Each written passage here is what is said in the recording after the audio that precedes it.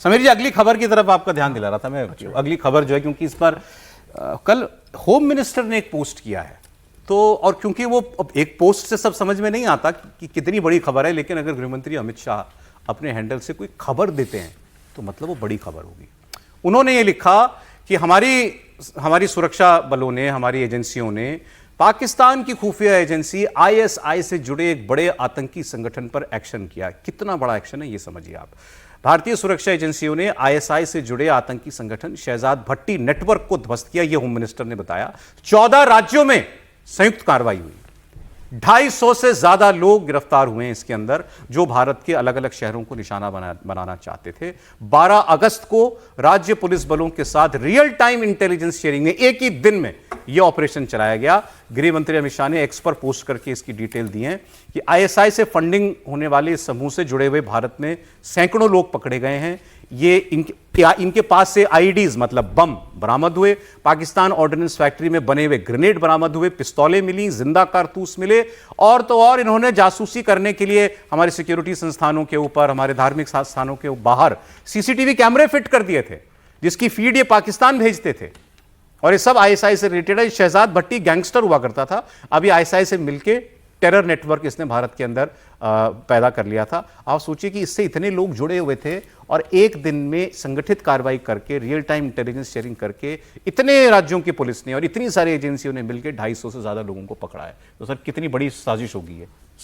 Sir, अब अजीत डोभाल क्यों जरूरी है देश के लिए? या अजीत डोभाल जिस तरीके से काम करते हैं और प्रधानमंत्री मोदी और अमित शाह जिस तरीके से सपोर्ट करते हैं उनको, और ये तीनों का नेटवर्क टीम वर्क जिस तरीके से काम करता है, उसका ये परिणाम कि देखिए अमित शाह जी ने गृह मंत्री रहते अजीत डोभाल के देखरेख में जो एजेंसी से बात की, गृह मंत्रालय ने जो सपोर्ट दिया, उसके बाद ये भट्टी का जो आतंकवाद गिरोह का इनका जो था, जो देश के अंदर अराजक स्थिति और बम विस्फोट की प्लानिंग कर रहा था, किस तरीके से सिस्टमेटिक तरीके से उसको आइडेंटिफाइड किया और खत्म किया।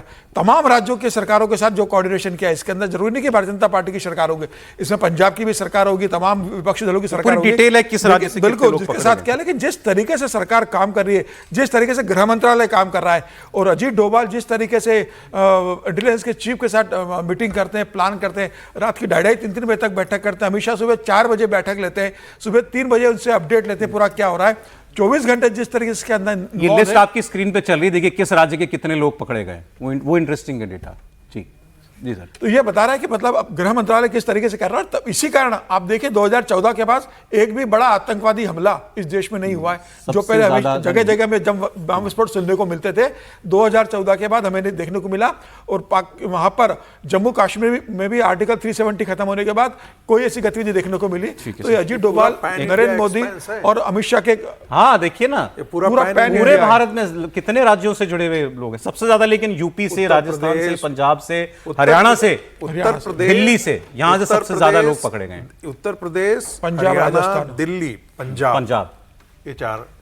मजेदार बात है कि जो हम उम्मीदें थी कि महाराष्ट्र में भी होगा उतना ही, गुजरात तो मैं नहीं मान रहा था, लेकिन केरला से शायद 3 ही है या 4 है। तो मतलब ये कि नॉर्थ इंडिया से ज्यादा लोग मिले हैं, नॉर्थ इंडिया में सबसे ज्यादा लोग मिले हैं। बहुत बड़ी उपलब्धि है। आगे बढ़ते एक खबर, बड़ी खबर थी, हमको पहले इसको लेना चाहिए था, क्योंकि ये देश की सुरक्षा से भी जुड़ा मामला और एक पूरा जिस तरह से ऑपरेशन चलाया गया, नेटवर्क को खत्म किया गया।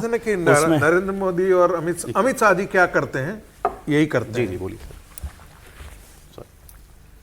मैं कह रहा हूँ कि ये एक बड़ा ऑपरेशन था। कल मैं उस खबर को देख रहा था, कई बार होता बहुत सारी बातें भूल जाते, जैसे नागेश्वरन की भी खबर मैंने देखी थी कि वो किस तरह से वो कर रहे हैं। तो ये बड़ी खबर थी, हमको इस पर ज़्यादा चर्चा करनी चाहिए थी कि सुरक्षा को लेकर किस तरह से पूरा देश जब एकजुट होता है, सारी एजेंसियां, तब वो इस तरह का काम होता है। और इसके लिए क्रेडिट भी देनी चाहिए होम मिनिस्ट्री को, और जो लोग टीम में इसमें लगे हैं उसके लिए भी बोलना चाहिए।